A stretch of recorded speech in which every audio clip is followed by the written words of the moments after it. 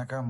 நான் டாக்டர் ராமநாதன் சொன்னாங்க. இன்றைக்கு 2025ஆம் ஆண்டு ஓகே அக்டோபர் மாதம் 16ஆம் திகதி. ஸோ ஒரு சின்ன டிஸ்கஷன் உண்டு, அரசியல் சம்பந்தமான ஒரு பதிவு உண்டு. ஸோ வாங்க அரசியல் கதைப்போம்.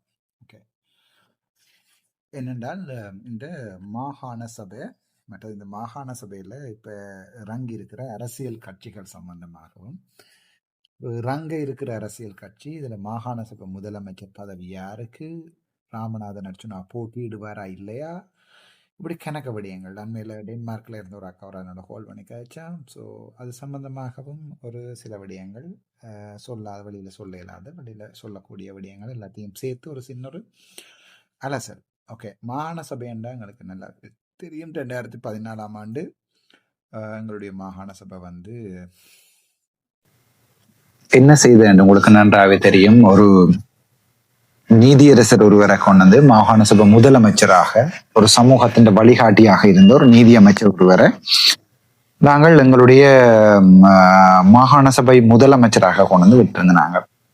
ஓகே, ஒரு சட்டத்தரணியும் ஒரு பிரதம முன்னாள் நீதியரசர். அந்த நேரங்கள்ல வரைக்குள்ள எங்களுக்கு ஒரு பெரிய ஒரு எதிர்பார்ப்பு ஒன்று இருந்தது. பெரிய மாற்றங்கள் நடக்கும் என்ற ஒரு எதிர்பார்ப்பு ஒன்று உங்களுக்கு எனக்கு எல்லாருக்குமே இருந்தது. ஆனா அந்த வரலாறு பொய்யாகி போனது. அதுக்குரிய காரணம் என்னன்றதை ஷோர்ட்டா விளக்குறேன். என்னென்றால், ஒரு மாகாண சபை, ஒரு அரசாங்கம், அல்லது சே ஃபார் எக்ஸாம்பிள் ஒரு பார்லிமெண்ட் ஒருவரை நம்பி இருக்கிற இடம் அல்ல. இப்ப அனுரகுமார சாநாயக்க எங்களுடைய மதிப்புக்குரிய ஜனாதிபதி அவர்கள் ஒரு நம்பிக்கை நட்சத்திரமாக இருந்தாலும், சில அவருடைய ஆக்கள் அவர் செய்கிற வேலைகளையும் நீர்த்து போகிற வேலையை செய்து கொண்டிருக்கிறார்கள். சப்பாத்தை கலட்டி விட்டு ஓடுகிறார்கள், பைப்பை திறக்கிறார்கள்,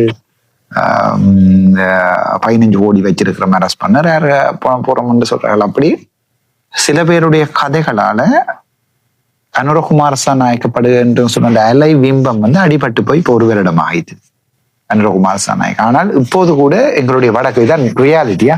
நான் ஒரு அரசியல்வாதியாக இருந்தும் இந்த ரியாலிட்டியை நான் மக்களுக்கு சொல்ல விரும்புறேன். இந்த ரியாலிட்டியை ஏற்றுக்கொள்ற மக்கள் ஏற்றுக்கொள்ளலாம், ஏற்றுக்கொள்ளாதாக்கள் ஏற்றுக்கொள்ளாவிடலாம். அது உங்களுடைய தனிப்பட்ட பிரச்சனை. இருந்தும் அனுரகுமார திசாநாயக்க என்கிற அந்த விம்பம் இப்ப தள்ளாடி கொண்டு தூரத்துல நிழல் மாதிரி எங்களுக்கு தெரியுது. அதாவது ஊழலுக்கு எதிராக ஊழலை பிடிப்பன் என்று சொல்லி வந்த ஜனாதிபதி இந்த ஒரு வருடத்துல என்ன செய்தவர்கள், நாட்டை எப்படி முன்னேற்றினார் என்ற கேள்விகளில் அது சரியான வேலை. இப்ப நாங்க சும்மா வீட்டுல இருந்து கேட்கலாம், நாட்டை எப்படி முன்னேற்றுறது, நாட்டை எப்படி முன்னேற்றுறது. ஆனால் ஒரு வருடத்துல நாட்டை முன்னேற்ற இயலாதுன்றதை நானும் ஏற்றுக்கொள்றேன். முன்னேற்றுவதற்கு நடவடிக்கைகளை கொள்றாருன்னா அனுரகுமார சாநாயக்க வாயால சொல்லிக் கொள்றார், எஸ் நான் எடுத்துக்கொள்றேன். அவர் நடவடிக்கைகளை செய்ய வேண்டியது இந்த வடக்கு மாகாணத்துல இருக்கின்ற இந்த செருப்பை கலட்டி விட்டு ஓடுறார்கள், சப்பாத்தை கலட்டி விட்டு ஓடுறார்கள். அவர்கள் என்ன செய்திருக்கிறார்கள் என்பதை வைத்துத்தான் பொதுமக்கள் வாக்கு போடுவார்கள். உள்ளூராட்சி சபை தேர்தலில் அனுரகுமார சாநாயக்க அவர்களுடைய கட்சி ஒரு சபையை கூட பிடிக்கலாமல் போனதுக்குரிய காரணம் ஒரு ஏமாற்றம் ஒன்று மக்களுக்கு இந்த 3 பாராளுமன்ற உறுப்பினர்களாலையும் ஏற்பட்டது. முக்கியமா ரஜீவன் அண்ணாவை தவிர்த்து அவரை கதைக்க விடாமல் அவர்கள் கடிதம் அடிச்சு வச்சிருக்கிறார்கள். தவிர்க்க விடாமல் என்று கதைக்க விடாமல் நினைக்கிறேன். எங்களுடைய அமைச்சர் இப்ப உதாரணத்துக்கு பிரயோசனம் என்கிற சொல்ல தெரியும், புரியோசனம் என்று சொல்கிற அமைச்சர்கள் வடக்கு மாகாணத்துல என்ன மாற்றத்தை ஏற்படுத்த போகிறார்கள். ராஜ் டேவிட்டினுடைய கதையின்படி பார்த்தால் இப்ப மிகைப்படுத்தப்பட்ட கதை, அந்த மிகப்படுத்தப்பட்ட கதை அண்ணா அவர்களுடைய கதை மிகப்படுத்தப்பட்ட கதையாகத்தான் நான் அதை பார்க்கிறேன்.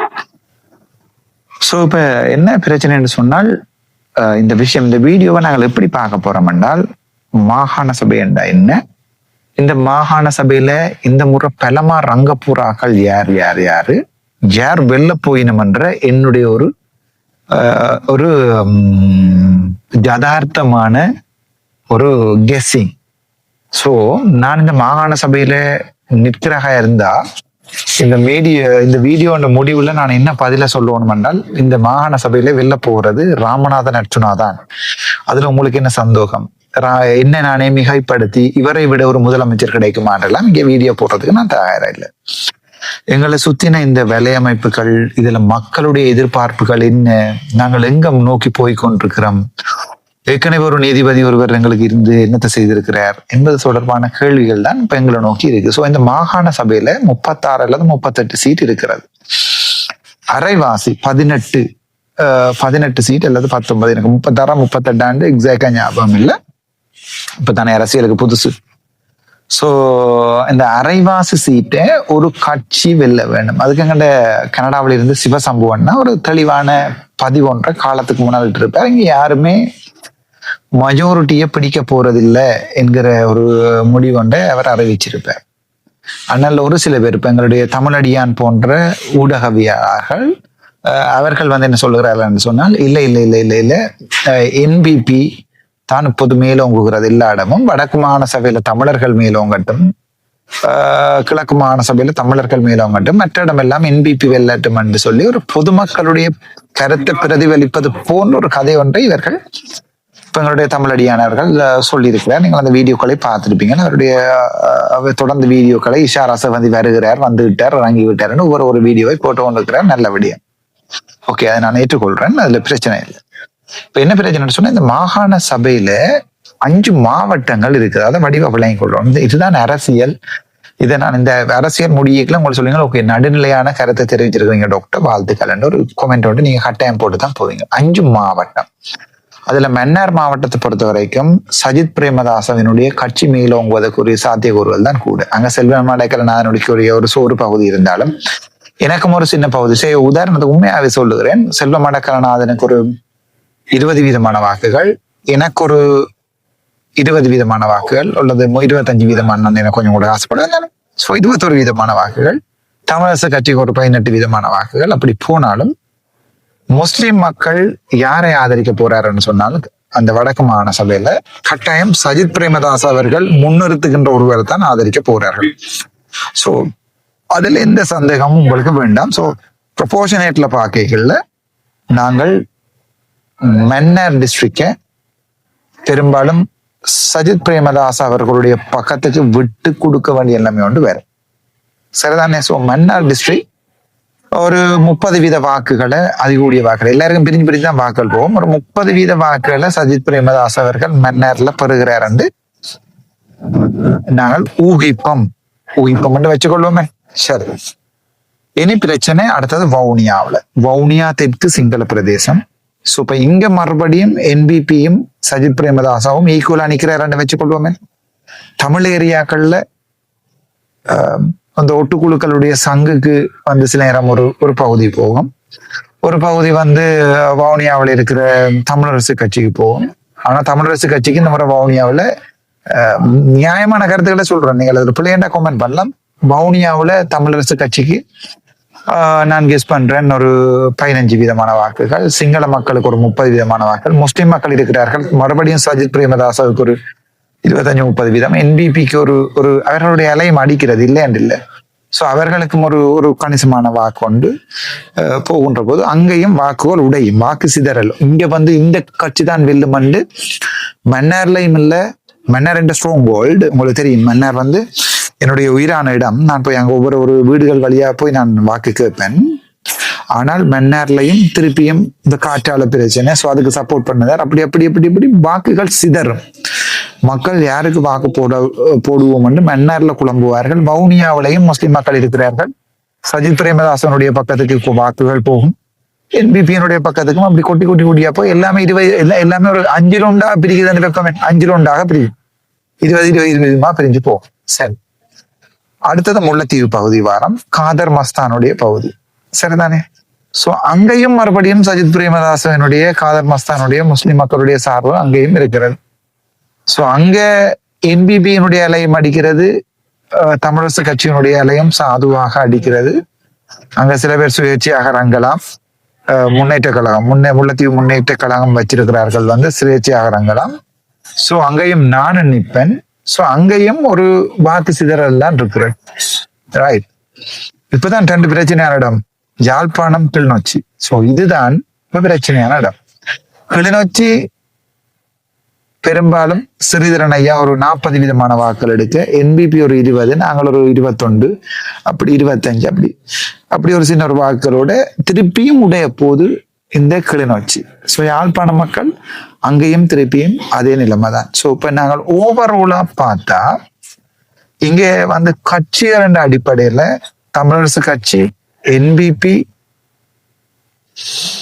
சங்கு, சஜித் பிரேமதாச, நான், இந்த 5 தான் டீம் அணிக்க போதாங்க. தமிழரசு கட்சி, என்பிபி, சஜித் பிரேமதாச, சங்கு. இப்ப மாநில எல்லாம் இதர உதிரிகள், மாநிலங்களுக்கும் மாம்பழங்களுக்கும் வாக்கள் வந்து அதுல வாக்கள் வீதம் உதாரணத்துக்கு எல்லாத்துக்கும் 20 பிரிவடையாம எல்லாருக்கும் 10 பிரிய வரக்கூடிய நிலைமை ஒன்றுக்கு மாநிலங்கள் கொண்டு வரும். மாநில ஒரு நல்லூர் ஏரியாவில் ஒரு சொட்டு, வண்ணர் பண்ணையில் ஒரு சொட்டு, அவ்வளவுதான். தக்லசவானதாகவும் ஒரு கொஞ்சம் வாக்கள் விழும். அப்படி எல்லாம் முடிஞ்சு சுயேட்சையா கணவர் இறங்குவார்கள். யாழ்ப்பாணத்துல சுயேட்சையா இறங்குவார்கள், கிளிநொச்சியில இறங்குவார்கள். ஸோ இங்க வாக்கு சிதறல் வரும். ஆகவே எந்த கட்சி சேலஞ்ச் சரிதான், இன்க்ளூடிங் மீ, என்னோட ஒப்படைகளையும் இந்த இவர்கள் எல்லாம் ஒன்றா நிற்கிறார்கள், இப்ப தமிழ் கட்சிகள் எல்லாம் ஒன்றா நிற்கிறார்கள் என்ற ஒரு நிலைமை கொண்டு வரைகள்ல, இன்க்ளூடிங் மீ, அவருக்கும் எனக்கும் சரிதானே, இன்க்ளூடிங் மீ, நான் நினைக்கிறேன் ஒரு ஒரு பிரச்சனையோடு பேர். சரி, இது கட்சிகளுக்குள்ளான வாக்கு பிரிப்பு. இப்படி கொள்கைகளுக்குள்ளான வாக்கு பிரிப்புல 3 கொள்கை நிக்குது. இங்க தெளிவா சொல்றேன்டா. ஒன்று என்பிபியினுடைய அலை, ஊழல் அலை, என்பிபி நிக்குது. தமிழ் தேசிய அரசியல்வாதிகள் சொல்லி வீடு, சைக்கிள், சங்கு எல்லாம் தமிழ் தேசிய அரசியல்வாதிகள். 3வது வந்து நான் நிக்க போறேன் எதிராக. சரிதானே? சோ வாக்குகள் எடுத்து பார்த்து செய்தி கொண்டுதான் சஜித் பிரேமதாச கொண்ட ஒரு சிங்கள கட்சி ஒன்று 4வதா வச்சுக்கொள்வேன் கொள்கை அடிப்படையில. சோ மக்கள் இப்ப கொள்கை அடிப்படையில யாரு வாக்கு போட போயினம், யாரை தீர்மானிக்க போயினம்ன்றது ஒரு பெரிய பிரச்சனை. தமிழ் தேசியம், தமிழ் ஈழத்துக்கு மக்கள் வாக்களிக்க போகிறார்களா, அபிவிருத்தியான அங்க வாக்களிக்க போறார்களா, இல்ல 2 காலையும் நிக்கிற எனக்கு வாக்களிக்க போறார்களான்றது இப்ப தமிழ் மக்களுடைய கையில இருக்க போது. ஓகே, அர்ச்சுனாவுக்கு வாக்களித்தால் என்ன லாபம், என்ன நட்டம், ரைட், இவன் குளறுவான், தேவையில்லாம கதைப்பான், அது ஒரு பிரச்சனை தான். சரி, ஆனால் என்பிபிக்கு வாக்களிச்சா அபிவிருத்தி நடக்கும் என்று சொல்லி ஒரு கொஞ்சம் பேர் வாக்கு போடுவோம். நாங்க தமிழ் தேசியத்தை விளக்கக்கூடாதுன்னு புலம்பெயர்ல இருக்கிற மக்கள் முழுக்க சப்போர்ட் பண்ணி ஒரு தமிழ் தேசிய கட்சிகளுக்கு கொஞ்சம் வாக்குகள் வரும். சோ இப்ப இங்கேயும் இந்த எந்த முதலாவது கட்சி ரீதியா அவங்களுக்கு பிரிச்சு காட்டினான், அப்பவும் வாக்கு சிதறதான் போகுது. ஒருத்தருக்கு மெஜாரிட்டி வர போயிடல, 50% பில் பண்ண போறது இல்லை. ஒருத்தர் கொள்கை ரீதியா மக்கள் ஜோதிச்சினமண்டா, ஓகே, ஊழலுக்கு எதிரான கொள்கைக்கு அனுராட்ட போமாண்டால் அனுராக்கு வந்த மாதிரி 1,20,000 அல்லது மெஜாரிட்டி வாக்கு வந்து உள்ளூராட்சி சபை தேர்தலையும் இல்லை, அவை எங்கேயும் வருமானது கடும் ஜூஸ்னு, கடும் திங்கிங். ஓகே, ஸோ அது அவர்களுக்கு 18% வாக்கு வராது. 18 சீட் கிடைக்கிற அளவுக்கு அனுராக் குமாரசாமிக்கு அவர்களுடைய கேண்டிடேட் பிரச்சனை. போன முறை கொண்டு போட்டு தானே பார்த்தவ ஜூனியர் லெக்சரோட கேண்டிடேட் பிரச்சனை. ஓகே, சோ அந்த கேண்டிடேட் பிரச்சனை என்றால் அவர்களுக்கு வந்து இப்ப முதலமைச்சர் யார் முதலமைச்சர்ன்றதுதான் இந்த மாகாண சபையை தீர்மானிக்க போகுது. முதலமைச்சர் எடுக்கிற டிசிஷன்லையும் முதலமைச்சர் கெப்பாசிட்டி இல்லைன்னா இது தங்க போகுது. சரிதானே? தும்புக்கட்டையில இறக்கி வின் பண்ண இல்லாது. சோ தும்புக்கட்டையில இறக்குறார்கள் வந்து இப்போது கொண்டு போனா அந்த 500 பேருக்கு வேலை கொடுத்தவரை கொண்டு இறக்கலாம். அவர் ஆடி ஆடி ஆடி ஆடி லைவுக்கு லைஃப் ஃபண்ட் வேர், அவ்வளவுதான். சோ யார முதலமைச்சரா வாரம் சுமந்திரன் ஐயா, தமிழரசு கட்சி. ஓகே, அவரோட கேண்டிடேட்டா தான் இருக்கத்தான் போறார். ராமநாதன் அர்ச்சுனா, இப்ப 2 தெரிவு உங்களுக்கு இருக்கு. இப்ப சில நேரங்கள்ல உங்களுக்கு 3வது தெரிவு கொண்டு வரலாம். சில நேரங்கள்ல எங்களோட புலம்பெயர் மக்கள் அர்ச்சுனாவை விட்டுட்டு ஒரு சில பகுதி இந்த தமிழீழ விடுதலை புலிகளுடைய போராட்டத்துல இருந்த தமிழீழ விடுதலை புலிகளை ஆழமா நேசிக்கிறோம் என்று சொல்லிக்கொண்டு சுவிட்சர்லாந்துலையும் பிரான்ஸ்லையும் ஜெனீவாவிலையும் போராட்டங்கள் செய்யற இந்த பொஸ்கோ குரூப்புகள் மாதிரியான குரூப்புகள் ஓகே அர்ச்சுனாவை உடைப்பம் என்பதற்காக ஒரு முதல்ல இருந்த நீதிபதி மாதிரி ஒரு நீதிபதியை கொண்டு வரலாம். சரிதானே? இன்னொரு 5 வருஷம் செல்லும் எங்களுக்கு ஐயோ 2வது நீதிபதி வந்து முதல் ஒன்று கிழிச்சதுக்கான ஆண்டு 2வது நீதிபதி நியாயமா இருப்பார், நேர்மையா இருப்பார். அரசியலுக்கு வந்து யாருமே எதிர்பார்க்கிறாரு. எந்த கட்சியோட நிக்கிறாரோ அந்த கட்சியோட தான் நீதிபதி பாராட்டுவார். சோ அது எங்களோட இளஞ்செழியன் ஐயாவா இருக்கட்டும் அல்லது யாராவது ரிட்டையர் பண்ண நீதிபதியை கொண்டு வந்தால் எங்களுக்கு ஏற்கனவே ஒரு அனுபவம் ஒன்று இருக்கிறது. அர்ச்சனாவுடையும் அனுபவம் ஒன்று இருக்கிறது, நீதிபதி அனுபவம் ஒன்றும் இருக்கிறது, ஜேவிபி சொன்னதை செய்ததான்கிற அனுபவம் ஒன்றும் எங்களுக்கு இருக்கிறது. சோ இப்ப இது ஒரு பெரிய பிரச்சனையா போகுது எங்களுக்கு. என்னன்னா இந்த சரி தேர்வு, முதலமைச்சர் தேர்வு யார் இப்ப கௌசல்யா நரேந்திரனை நான் கொண்டு இருக்கிறேனா, இல்ல நான் தான் அந்த தேர்தலில் நிக்கிறேனா, அல்லது இளஞ்செழியன் ஐயா வாராரா? இப்ப இளஞ்செழியன் ஐயா வருவராக இருந்தால் கௌசல்யா நரேந்திரன் 2 பேரும் என்றால் ஒரு சாரா யோசிக்கலாம், பொம்பளை பிள்ளை அவள் அடிபடுவாள், அவள் ஒரு யங்கானால் அவளுக்கு விடுவோம். இளஞ்செழியன் ஐயா ஏற்கனவே 60 வயசு, தன்னுடைய அநியாயத்தை கூட தட்டி கேட்க தெரியாத ஒரு மனுஷன்.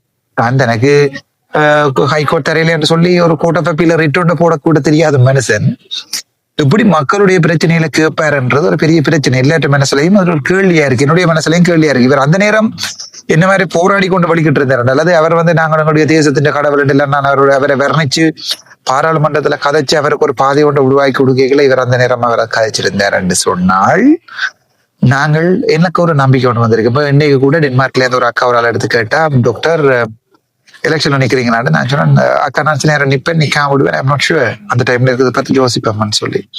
சோ அந்த அக்கா என்ன பெரிய புத்தகங்கள்ல என்னை பற்றி விடாமையும் ஒரு வருஷமா எழுதி கொண்டிருக்கிற அக்கா. அப்ப நான் சொன்னேன், நான் இப்ப இவ்வளவு மடையடி சேருக்குள்ளையும் இருந்து நான் என்னுடைய வாழ்க்கையை பற்றி யோசிக்காம நான் இந்த மக்களுக்காக நிற்கிறது, மக்கள் இந்த மாகாண சபையில ஏதாவது ஒரு முடிவொண்டு எனக்கு தருவார்கள் நம்பிக்கையில, இல்லாட்டி நான் சிம்பிளா போயிடுவேன். அது பிறகு உங்களுக்கு யாரும் கேட்கறதுக்கு யாரும் இருக்க மாட்டார்கள், சொல்வதற்கு யாரும் இருக்க மாட்டார்கள், அரசியல் என்னன்றே தெரியாது உங்களுக்கு. நான் அரசியல் இருந்து விலத்தி போனேன், அரசியல் யாரும் பார்க்க போறதும் இல்லை, அன்றாட வாழ்க்கையை பார்த்து கொண்டிருப்போம். இந்த அரசியல் இப்ப ஓடுறது மாதிரி எப்பவுமே ஓடிக்கொண்டுதான் இருக்கு, முதல்ல எந்த சந்தேகம் இல்லை. சோ இதுதான் இப்ப பெரிய பிரச்சனை. இப்ப இளஞ்செழியன் ஐயாவை வருகிறாரா என்றால் வந்தா டாக்டர் அவருக்கு இப்ப இன்னொரு நபர் கால் பண்ணி சொன்னா, இளஞ்செழியன் ஐயா வந்தா அவருக்கு இடம் கொடுங்க, நீங்கள் கேட்காதீங்க ஒன்று எலெக்ஷன்ல. ஓகே, இன்னொரு CV விக்னேஸ்வரனுக்கு இன்னொரு 5 வருடங்களை இழக்கிறதுக்கு இந்த சமூகம் தயாரா இருக்கான்னு நீங்களே சொல்லுங்க, நான் சொல்லல. அது மெஜாரிட்டியானாக்கள் நீங்களே சொல்லுங்க. இன்னொரு CV விக்னேஸ்வரனுக்கு நீங்கள், அதாவது இன்னொரு நீதிபதி ஒரு ஆள் உங்களுக்கு நீதி கற்று தருவார், உங்களுக்காக போராடுவார், உங்களுக்காக அரசாங்கத்தோட போராடி தன்னுடைய போராட்டத்தையே செய்ய தெரியாதால் தன்னுடைய ஹைகோர்ட் இதை கூட செய்ய தெரியாத ஒரு மனுஷன். அண்மையில நான் கேள்விப்பட்டேன், பிரான்ஸ்ல பொதுமக்கள் மீட்டிங் ஒன்றை இந்த எங்களுடைய புலம்பெயர் புலி அமைப்புகள் இருந்து பேக்ரவுண்ட்ல இருக்கிறார்கள். இப்ப என்னையும் கேட்ட பர்சனலா மீட் பண்ணுவோமான்னு நான் சொன்ன, பர்சனலா மீட் பண்ணிடலாம், அது பொதுமக்கள் சந்திப்புக்கு வாங்குவோம்னு சொல்லி. அதுக்கு பிறகுதான் இந்த அளவான ஐரோப்பிய மக்கள் எல்லாம் கூடாது, ஐரோப்பிய மக்கள் இல்லாத நான் கதைக்கிற ஒரு வசனங்களை பிடிச்சு வச்சுக்கொண்டு ஐரோப்பிய மக்களை விமர்சிக்கிறான்னு சொல்லி வீடியோ போடுறார்கள். இந்த புலம்பெயர் மக்கள் இருந்தோன்னு இப்பவும் தமிழீழம் எடுத்து கொடுப்போம்னு சொல்லி எங்களோட மக்களை ஏமாத்துறார்கள். என்னை பொறுத்த வரைக்கும் நான் ஒரு மிகவும் நான் இன்றைக்கு பார்த்தேன்னா எங்களுடைய ஒருவருடைய கேபிட்டல் டிவியில் போட்ட இந்த இதுக்கு நான் லைவ் அடிச்சிருக்கிறேன். ஓகே, என்னென்னால் உங்களுக்கு உண்மையா இருக்கிற ஒருத்தனை, நேருக்கு நேர கதைக்கிற ஒருத்தனை, நான் இதுதான் சாப்பிட போறேன் என்று சொல்கிற ஒருத்தனை பைத்தியம் என்று சொல்ற சமூகம், என்ன இவன் எல்லாத்தையும் அப்படி ஓப்பனா சொல்றான் என்கிற சமூகம் இந்த மாதிரி சிறப்பு கலட்டி விட்டவர்களை தூக்கி வச்சிருக்கும்ன்றது எனக்கு நம்பிக்கை இல்லை. அவர்களுக்கு தகுந்த பதிலடி கொடுக்கும். அவர்கள் என்ன விமர்சிக்கைகள் நான் யோசிக்கிறது, இப்ப நான் போறது ஒரு செக்ரட்டரி பொம்பளை பிள்ளையோட. ஓகே, சோ நான் ஒரு கே இல்லை, ஆனா சம்பந்தப்பட்ட நபர் இன்னொரு கரண்ட் பில் ஒன்றை வச்சிருக்கிறார். 2 பேரும் எனக்கு சொன்னது ஒரு சஜித் பிரேமதாசனுடைய கட்சியினுடைய பாராளுமன்ற உறுப்பினர், பக்கத்து குவார்டர்ஸ்ல இருக்கிறவர்கள். இவர் 2 பேரும் பிள்ளையா நின்றவையாமண்டு பிள்ளையா வேலை செய்யணுமாமன்னு சொல்லி டிரைவர் படியன் பார்த்துட்டு சொல்லி இருக்கிறானாமண்டு. அந்த டிரைவர் படியன் மற்ற டிரைவர் படியனுக்கு சொல்ல, சஜித் பிரேமதாசனுடைய கட்சியினுடைய டிரைவர் படியனுக்கு சொல்ல, அந்த டிரைவர் படியன் வழியால போய் சொன்னது. நாங்கள் இதை பெருசா கணக்கெடுக்கல. கரண்ட் பில்லா இருக்கலாம், அல்லது இவருடைய வயசுக்கு சில நேரங்கள்ல அப்படி ஏதாவது செய்திருக்கலாம் அவன். ஆனால் அது இப்ப உங்களுக்கு பாத்தீங்கன்னு சொன்னா இவையில இருக்கிற பெரியாக்கள் முழு பேரும் அதை விரும்புதாங்க. பெரிய ஆக்கள், ஆம்பளையும் பொம்பளையும் அப்படித்தான். குடும்ப வாழ்க்கையில இல்லாதாக்கள், நாங்கள் 100க்கு 100 லவ் பண்ணினாக்கள், நாங்கள் பொம்பளையில லவ் பண்ணாக்கள், ஆம்பளையில லவ் பண்ணாதாக்கள். சோ இவரை பொறுத்த வரைக்கும் பாவம் அவருக்கு சில நேரங்கள்ல பிள்ளை குட்டிகள் இல்லாத நேரங்கள்ல கரண்ட் பில்லோட சில நேரங்கள்ல பிள்ளையா நடந்திருக்கலாம் ஏதாவது. அதை இவங்க பார்த்துட்டான், டிரைவர் போய் திடீர்னு பார்த்துட்டான், கட்டில பெட்ஷீட்டுக்குள்ள போத்து கொண்டிருந்தது என்று சொல்லி எனக்கு சொல்லி, அண்ணா இதை நீங்கள் உங்களை யூடியூப்ல போடுங்கன்னு சொல்லிக்கல. நான் அதை பெருசா எடுக்கல. சரி, வயசு போன நேரத்துல ஏதோ செய்திருக்காங்க சொல்லி, சோ அந்த விஷயத்த நான் அப்படியே விடுறேன். சின்ன டாபிக், பாவம் தானே, வயசுலயும் ஒரு ஆசை வரும் தானே, அது சின்ன டாபிக். ஆனால் என்னென்றால் இப்ப நாங்கள் லெஸ்பியனோ கேயோ டிரான்ஸ்ஜெண்டரோ இல்லை, நாங்கள் ஆம்பளையல். அது அவருக்கு சொன்ன பதிலா யாருக்கு சொன்ன பதில்? எங்களுடைய LGBTQI செருப்பு கலட்டி விட்டு ஓடினவருக்கு. சரிதானே, அதுபடி விளங்கி கொள்ளுவோம், அவருக்கு சொன்ன பதில். ஆனால் இந்த என்னென்றால் எங்களோட சனத்துக்கு இப்ப எனக்கு இந்த இந்திய இருக்கைக்குள்ள பாக்கல சரியான கஷ்டமும் எனக்கு கவலையமா இருக்கு. இப்ப நான் இருக்கிற இடம் இப்படி இருக்குது, எவ்வளவு நீட்டா இருக்குது. ஸோ இங்க இருக்கிற சனம் வந்து எவ்வளவு என்ஜாய் பண்ணது, எவ்வளவு freedom to speech, low and orders எவ்வளவு நல்லா இருக்கு. இங்க டிரான்ஸ்போர்ட் எவ்வளவு நல்லா இருக்கு, ஹெல்த் சர்வீஸ் எவ்வளவு நல்லா இருக்கு, படிக்கிற பிள்ளைகளுக்கு எவ்வளவு நல்லா இருக்கு. இப்ப நான் எனக்கு ஒரு சின்ன ஒரு ஆசை ஒன்று இருந்தது. ஓகே, இந்த மாகாண சபையை எடுத்தா மாகாண சபையில இது எல்லாத்தையும் மாத்தலாம் என்று ஒரு சின்ன ஒரு ஆசை ஒன்று இருந்தது. அதிகாரத்துக்கு வந்தா தான் ஏதாவது ஒன்று செய்து காட்டலாம். வேலை இல்லா பட்டதாரிகளா இருக்கட்டும், அல்லது வந்து இந்த டாக்டர்ஸா இருக்கட்டும், எனக்கு ஒரு ஹாஸ்பிட்டல கட்டி கொடுத்து இவங்க என்ன தூட்டுற டாக்டர்ஸு கூட நான் சம்பளத்தை மாகாண சபையில வேலைகிறாக்களுக்கு மாகாண சபையில இருந்து இன்னும் அடிஷனா ஒரு 100,000 இன்னும் அடிஷனா வீட ஓவர் டைமுக்கு பே பண்ணக்கூடிய மாதிரி ஏதாவது ஒரு சிஸ்டம் கொண்டு வந்து பப்ளிக் பிரைவேட் பார்ட்னர்ஷிப் கொண்டு வந்து இவங்களை போய் 100 ரூபா 300 உழைக்கிறத விட்டு போட்டு பிரைவேட் ஹாஸ்பிட்டல்களையும் கொஞ்சத்தை கட்டி பப்ளிக்குக்கும் பிரைவேட்டுக்கும் பார்ட்னர்ஷிப். இப்போ உதாரணத்துக்கு பப்ளிக்கு வந்து இன்னும் கோஸ்ட் ஆகுதுன்னு சொன்னால் ஒரு சர்ஜரிக்கு 60,000 ரூபா வருதுன்னா பிரைவேட்ல 30,000 ரூபா செய்யலாம் என்றால் பப்ளிக் பிரைவேட் பார்ட்னர்ஷிப்பை வந்து லீகலைஸ் பண்ணி பிரைவேட்லையும் காசு இருக்கிறார்கள் போய் பிரைவேட்லையும் ஒர்க் பண்ணக்கூடிய மாதிரி ஸ்டாண்டர்ட்ஸ் எல்லாத்தையும் கொண்டு வந்து செய்யறதுக்கு எனக்கு ஆசை இருந்தது.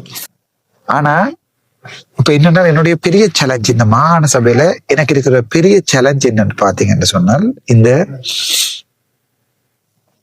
48 பேர் நினைக்கிறேன் நொமினேஷனுக்கு பிடிக்கணும். ஸோ என்னுடைய இளம் சந்ததிக்கு ஒரே ஒரு கடைசியா அர்ச்சுனாவை நீங்கள் ஆசைப்படுற அர்ச்சுனா, நீங்க விரும்புற அர்ச்சுனாவை ஒரு கடைசியா ஒரே ஒரு ரிக்வெஸ்ட். என்னோட கணக்க கேண்டிடேட்ஸ் இருக்கணும், ஆனா அப்ப யாருமே படிச்சாக்கள் இல்லை. சரிதானே? படிச்சாக்கள் இல்லை என்று நான் சொல்றது காரணம் படிச்சிருக்க கவர்மெண்ட் இல்லை, ஓ லெவல் ஏ லெவல் இருந்தா காணும் எனக்கு. ஆனா ஒரு பக்குவம் ஒன்று இருக்கணும், ஒரு உண்மைத்தன்மை இல்லாதாக்கள் தான் ராசா என்னோட இருக்கு. ஸோ உங்க அந்த இளம் பிள்ளைகளுக்கு ஒரு சின்ன ஒரு ரிக்வெஸ்ட், கடைசியா ஒரு ட்ரை ஒன்று கொடுத்து பார்ப்போம்னு யோசிக்கல. நான் போயிடுவேன்டா. நான் திருப்பியும் வந்து இங்க சுவிட்சர்லாண்ட்ல இருந்து லண்டன்ல இருந்து வீடியோ போட்டு கொண்டிருப்பேன். எனக்கு இந்த வீடியோ போட்டு 4 அரசியலை கதைச்சு அதுல இருந்தே வர காசை காணும் சாப்பிடுறது. ஸோ சுவிட்சர்லாண்ட்ல அரசியல் லண்டன்ல இருந்தும் நான் போய் டாக்டர் ஜொப்பையும் செய்து கொண்டு மெடிசின் சம்பந்தமா 4 வீடியோக்களையும் போட்டுக்கொண்டு எப்படி காய்ச்சலுக்கு மருந்து கொடுக்கறது, எப்படி வந்து காக்க வெளிப்பண்ட என்ன, காய்ச்சல் வெளிப்பண்ட என்ன, இப்படி 4 வீடியோ போட்டால் சனம் பார்க்க குழந்தை பிள்ளைகள் இப்படி பால் ஊட்டுறது, இப்படி பால் வராத நேரங்கள் என்ன செய்யறது, இப்படி எவ்வளவு விஷயம் எனக்கு கதைக்கிறதுக்கு வீடியோ போடுறதுக்கு இருக்கு. எனக்கு இந்த கண்ட கழுசடையில் எல்லாத்தையும் பேசி வீடியோ போடுறது மட்டும் தேவை எனக்கு இல்லை. ஸோ என்னுடைய இளம் சமுதாயத்துக்கு ஒரே ஒரு கடைசி வேண்டுகோள், நீங்களா விரும்பி இந்த அரசியல்ல என்னோட ஜாயின் பண்ணி மாகாண சபையில 18 சீட்டோ 20 சீட்டோ பிடிக்கிறதுக்கு நீங்க வந்து நீங்க உங்களுடைய சமூகத்துக்கு உண்மையா இருந்து உங்களை எல்லாரையும் கொண்டு வந்து நான் இங்க ஐரோப்பாவில் இருக்கிற உம்மண்ட வயசொத்த தமிழ் மக்களுக்கு பிறந்த இங்கத்த பிள்ளைகளோட ஜாயின் பண்றதுக்கு ஒரு பெரிய ஒரு திட்டம் ஒன்றை பிளான் பண்ணி நான் செய்து கொண்டிருக்கேன். நான் ஐரோப்பாவில் அடிக்கிறேன்னா சும்மா நிக்கல. ஸோ ஐ எம் 40 அப்ப நான் 40. So I am going to leave this politics very soon. இந்த ஸ்ட்ரெஸ் எல்லாத்தையும் வெரி சூன். ஸோ இளம் பொம்பளை பிள்ளைகளுக்கும் இளம் ஆம்பளை பிள்ளைகளுக்கும் ஒரு சின்ன ஒரு சமூக அக்கறை இருந்தா அதாவது இதுல வாரதால உங்களோட வாழ்க்கை ஒன்றுமே நாசமாயிராது. சும்மா கேவலமான விமர்சனங்களை நாங்கள் பார்க்க வேண்டியிருக்கும். கேவலமான விமர்சனம் செய்யற சமூகத்துல நாங்கள் வாழ்ந்து கொண்டிருக்கிறோம். ஸோ கேவலமான விமர்சனங்களை பார்க்க வேண்டியிருக்கும். ஸ்ட்ராங்கா ஒரு 20-30 பேர் ஒற்றுமையா அனுப்பிங்கன்னு சொன்னா இந்த மாகாண சபையை இளம் பிள்ளைகளே நடத்தலாம். நான் உங்களுக்கு அட்வைசரா உங்களுக்கு பின்னாடி இருப்பேன். எனக்கு பாராளுமன்ற அனுபவம் இருக்கு. ஒரு மாகாணத்துக்கு வந்துச்சேன்னு சொன்னா நான் இவன் மாகாணத்துக்கு வந்து அது கூடிய வாக்குகள் எடுத்தா கூட ஒரு தம்பி ஒரு ஆளு மாகாண சபை அமைச்சர்ல, ஒரு தங்கச்சி ஒரு ஆளு மாகாண சபை அமைச்சராக, மாகாண சபை முதலமைச்சராக அழகு பார்க்கறதுக்கு மனப்பக்குவம் உள்ளது நான். சோ உங்களுடைய ஒரு கடைசியான ஒரு வேண்டுகோள் என்னென்றால், எங்களோட சமூகம் பயங்கர மோசமா போகுது. யாழ்ப்பாணத்து படியெல்லாம் குழு அடிக்கிறாங்களா அப்ப சொன்னதை வைத்துக்கொண்டு அரசியல் செய்கிற சமூகமா மாறி இருக்கிறோம். உங்களோட வீட்டுல பக்கத்து வீட்டுக்காரனுக்கு வந்து தேங்க்ஸ் சொல்லுங்கடாப்பா, நீங்க எல்லாம் அடிச்சுப்பேன் கொத்துவேன் என்னடாப்பா ஒருத்தர் மீட்டிங் வரீங்கன்னு சொல்ற அந்த வசனங்களை வச்சுக்கொண்டு கவலைப்படுற தமிழ் சமூகத்துக்கு தான் நாங்கள் செய்யறோம். இங்க இருக்கிறாக்களுக்கு கனவேருக்கு அடிப்படை உணவு பிரச்சனை ஒன்றும் இல்லை. சுவிட்சர்லாண்ட்லயோ லண்டன்லயோ ஜெனிவாவிலயோ ஆஸ்திரேலியாவிலயோ. ஸோ இவ கனவேர் பொது ஊடகங்களும் முக்கியமா டிக்டாக்ல கற்கல்வி கொண்டிருந்தேன். அங்கே இருக்கிற என்னுடைய சகோதரங்களுக்கும் பிள்ளைகளுக்கும் 22 வயசு 24 வயசு undergraduates, university pass outs, எத்தனையோ பேர் யூனிவர்சிட்டி பாஸ் அவுட்ஸ் வேலை இல்லாம இருக்கிறீங்க. நான் உங்களுக்குரிய களத்தை அமைச்சு தந்துட்டு நான் போறதுக்கு தயாரா இருக்கிறேன். உங்கள நீங்களே ஒரு நல்ல ஒரு ஆளுமையான ஒருத்தனை இந்த தங்க ஊசி எல்லாம் தமிழ் தேசியம் கூட அந்த மாதிரியான மனநோயாளிகள் மாதிரி இல்லாம ஏதாவது ஒன்று கதைச்சு அரசியலுக்கு வந்துடணும் இல்லாம அரசியல்ல விருப்பம் இல்லாத ஆக்கள் யாராவது என்னோட வந்து ஜாயின் பண்ணி கொள்வீங்கன்னா இந்த மானசபை நான் இப்ப சொன்னேன் தானே, இந்த கொள்கை அந்த கொள்ளையில நிக்கணும், இந்த கட்சி முழு பெரும் உடைச்சு மாநசபையில நான் தான் மாகாணசபை முதலமைச்சராக இருக்கணும் இல்லை, உங்களில் ஒரு ஆளை மாகாணசபை முதலமைச்சராக என்னால முடியும். இந்த வீடியோவை நீங்க பாப்பீங்களோ இல்லையோ எனக்கு தெரியாது. இந்த வீடியோவை அதிகம் ஷேர் பண்ணி பார்க்கப்பட்டால் அது இந்த இனத்துக்கு நல்ல நினைக்கிறேன். நான் கோபக்காரன், ஃபன்னா கதைப்பேன், லைஃப்ல சீரியஸான விஷயம் ஒன்றையுமே சீரியஸா எடுக்க மாட்டேன், எனக்கு அப்படி தேவையும் இல்லை. ஓகே, ஆனா இந்த கோபங்கள், இந்த ஃபன்னுகள், இந்த ஜோக்குகள், இதுகளுக்கு எல்லாத்தையும் தாண்டி இந்த இனம் என்னுடைய அப்பா விட்டு போன வேலை என்றதுல நான் தெளிவாக இருக்கிறேன். ஸோ உங்களில் யாரையாவது சரியான பசி சாப்பாடு பக்கத்தில் பார்த்து கொண்டிருக்கேன், சரியான பசி சாப்பாடுக்காண்டி வெயிட் பண்ணி கொண்டிருக்கேன். ஸோ 24 நிமிஷம் இந்த ரெக்கார்டிங் மிகவும் மனக்கவலையோடையும், நான் மற்ற வீடியோக்கள் போடுறது சிரிச்சு வீடியோ போடுறது ஃபன்னா, but this is a serious video, this is very serious video. நீங்க பாருங்க, இவங்க வாழ்ற சமூகம் வந்து எப்படி இருக்குன்னு சொல்லி, இப்படி இந்த ஆக்கள் இருக்கிறாங்க. வந்து நாங்கள் இப்பவும் ஒரு மோட்டர் பைக், ஒரு கவர்மெண்ட் ஜாப், ஒரு வெளிநாட்டு மாப்பிள்ளை, வெளிநாட்டு பொம்பளை, சின்ன வட்டத்துக்குள்ள இருக்கிறோம். அந்த பிள்ளைகள ராசா அங்கே இருக்கீங்கள அதுதான் பெருசா தெரியும். ஆனா நான் அதை விட கணக்க விடயங்களை வாழ்க்கையில பார்த்தவன், எனக்கு அது பெருசா தெரியல. நீங்க விரும்பினா இவ்வளவு பேர் சொன்னதையும் உடைச்சு மாகாண சபையில நான் மெஜாரிட்டி வின் பண்ணி காட்டுவேன். இளம்படியல் வின் பண்ணினா இல்ல இந்த வீடியோவை நீங்க பார்க்காம கடந்து போறீங்களா இருந்தால் அது உங்களுடைய, என்னுடைய, எங்களுடைய இனத்தினுடைய தலைவிதி. நன்றி, வணக்கம். டாக்டர் ராமநாதன்.